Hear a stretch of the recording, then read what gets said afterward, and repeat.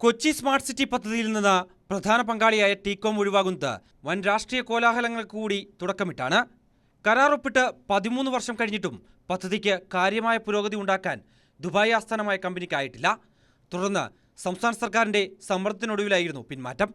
UAEക്ക് പുറത്തുള്ള പദ്ധതികളുമായി മുന്നോട്ടു പോകേണ്ടെന്ന ടീകോമിന്റെ തീരുമാനവും പിന്മാറാൻ പ്രധാന കാരണമായി. സ്മാർട്ട് സിറ്റി കരാർ ഒപ്പിടുന്ന സമയത്ത് തിരുവനന്തപുരം MP ശശി തരൂരിന്റെ മുൻ ഭാര്യ സുനന്ദ പുഷ്കറും ടീകോം കമ്പനിയുടെ ഭാഗമായിരുന്നു. ആരാണ് ടീകോം? എന്താണ് അവർ ചെയ്യുന്നത്? സുനന്ദ പുഷ്കറും ടീകോം കമ്പനിയും തമ്മിൽ എന്ത് ഇടപാടായിരുന്നു ഉണ്ടായിരുന്നത്?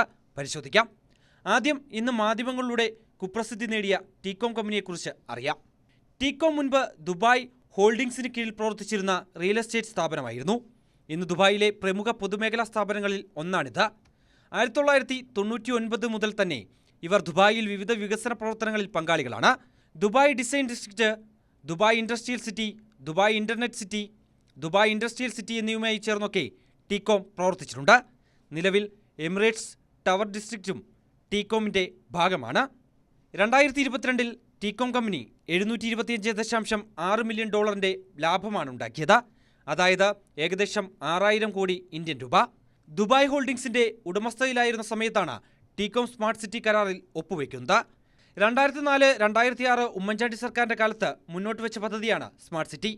എന്നാൽ അന്ന് പ്രതിപക്ഷമായിരുന്ന CPM റിയൽ എസ്റ്റേറ്റ് കച്ചവടം ആരോപിച്ചതോടെയാണ് പദ്ധതി വിവാദമായി മാറിയത്. തുടർന്ന് VS അച്യുതാനന്ദൻ സർക്കാർ അധികാരത്തിലിരിക്കുമ്പോൾ 2007 നവംബർ 15 കൊച്ചിയിലെ കാക്കനാട് 246 ഏക്കറിൽ സ്മാർട്ട് സിറ്റി പദ്ധതിക്ക് തുടക്കം കുറിച്ചു. അന്ന് സംസ്ഥാന സർക്കാരുമായി ഒപ്പുവെച്ച കരാർ പ്രകാരം സർക്കാരിന്റെ ഓഹരി പങ്കാളിത്തം 16%, ടീകോമിൻ്റേത് 84%. 10 വർഷത്തിനുള്ളിൽ നിർമ്മാണ പ്രവർത്തനങ്ങൾ പൂർത്തിയാക്കാനായിരുന്നു കരാർ.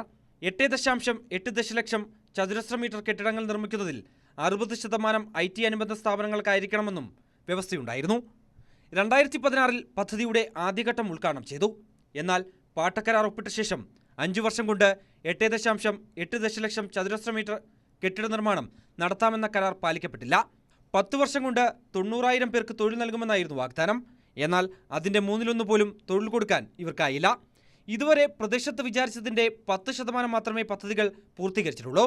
ഇതോടെയാണ് കൊച്ചി സ്മാർട്ട് സിറ്റി പദ്ധതിയിൽ നിന്ന് ദുബായ് ടീകോം കമ്പനിയെ സർക്കാർ ഒഴിവാക്കിയത്. 2007 സ്മാർട്ട് സിറ്റി കരാർ ഒപ്പിടുന്ന സമയത്ത് ശശി തരൂരിന്റെ മുൻ ഭാര്യ സുനന്ദ പുഷ്കർ ടീകോം കമ്പനിയുടെ സെയിൽസ് ഡയറക്ടറായിരുന്നു. 2004 കാനഡയിൽ നിന്ന് ദുബായിലെത്തിയ സുനന്ദ ആദ്യം ജോലി ചെയ്തിരുന്നത് ബെസ്റ്റ് ഹോംസ് എന്ന സ്ഥാപനത്തിൽ ജനറൽ മാനേജറായാണ്. ഇതിന് പിന്നാലെയാണ് ഇവർ ടീകോമിന്റെ ഭാഗമായി പ്രവർത്തിക്കുന്നത്. എന്നാൽ കൊച്ചി സ്മാർട്ട് സിറ്റി പ്രോജക്റ്റുമായി സുനന്ദയ്ക്ക് കാര്യമായ ബന്ധമില്ല. ടീകോമിൽ സെയിൽസ് ഡയറക്ടറായിരുന്നപ്പോൾ ഇന്റർനാഷണൽ മീഡിയ പ്രൊഡക്ഷൻ സോൺ പ്രോജക്റ്റിന് വേണ്ടിയാണ് സുനന്ദ പുഷ്കർ ജോലി ചെയ്തിരുന്നത്.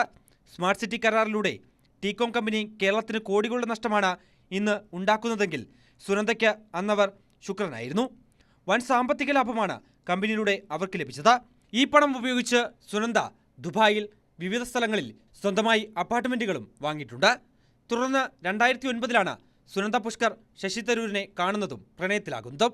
2010 ഇരുവരുടെയും വിവാഹത്തിന് പിന്നാലെ വന്ന IPL സാമ്പത്തിക ഇടപാടുകൾ ഉൾപ്പെടെ മാധ്യമങ്ങളിൽ വാർത്തയായിട്ടുണ്ടെങ്കിലും ഇന്ന് കേരളത്തിൽ സജീവ ചർച്ചയാകുന്ന ടീകോമുമായി സുനന്ദയ്ക്കുള്ള ബന്ധം പലർക്കും അജ്ഞാതമാണ്.